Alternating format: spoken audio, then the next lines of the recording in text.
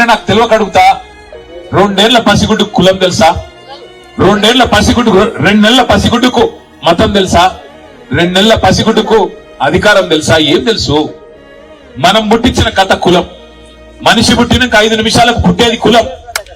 ఇవాళ దానికోసం చివరికి మనుషులను చిన్న చూపు చూసి, దేవుడు దర్శనానికి రాకుండా చేసి, వారి మీద దాడి చేసి, మళ్ళీ వారి మీదనే కేసులు పెట్టి చివరికి రోడ్డు మీద కూర్చునే పరిస్థితి తల్లికి, ఆ తండ్రికి, వాళ్ళ కుటుంబం మొత్తానికి తెచ్చిన ఈ వ్యవస్థను చూసి సిగ్గుతో తలదించుకోవాలి తెలంగాణ సమాజం. ఇవాళ నేను ఇక్కడ రాజకీయం మాట్లాడడానికో రాజకీయం చేయడానికో రాలేదు.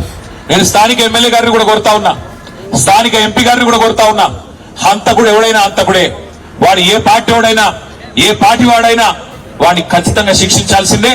8 మంది ఈరోజు ఈ హంతకుల ముఠా కలిసి ఆ పాపను హత్య చేసింది. ఆ 8 మందిని జైల్లో పెట్టాలా, ఆ 8 మందిని ఖచ్చితంగా హత్యా నేరం కింద అరెస్ట్ చేయాలన్నదే మా ప్రధానమైన డిమాండ్.